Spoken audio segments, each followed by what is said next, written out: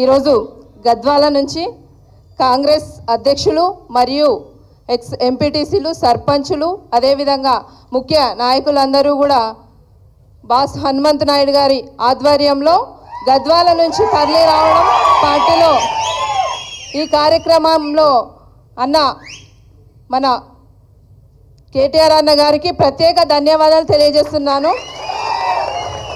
ఈరోజు బంగ్లాని బద్దలు కొట్టడానికి వచ్చినటువంటి మా అన్నలందరికీ కూడా ప్రత్యేక ధన్యవాదాలు. చాలా సంతోషంగా ఉంది.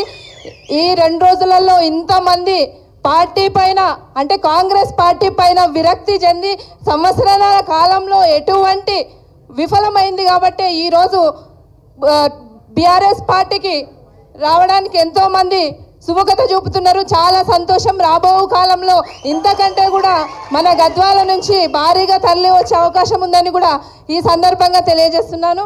గత 15 సంవత్సరాల నుంచి ఇదే పార్టీలో కొనసాగుతూ గతంలో సర్పంచ్గా కానీ అదేవిధంగా 2 సార్లు జెడ్పీటీసీగా కానీ భారీ మెజార్టీతో కూడా గెలవడం చాలా సంతోషం. అదే పార్టీ అండదండలతోన మా అన్నలు అందరూ ఆదరాభిమానాలు ఇలాగే ఎల్లప్పుడూ ఉండాలని మనస్ఫూర్తిగా కోరుకుంటున్నాను.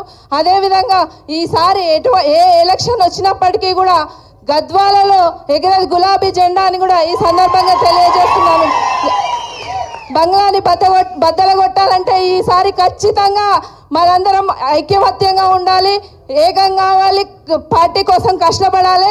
ముఖ్యంగా ఇంకొక విషయం చెప్పాలంటే ఏ హాస్పిటల్కి వెళ్ళినా అన్న కేటీఆర్ అన్న గారి బర్త్డే సందర్భంగా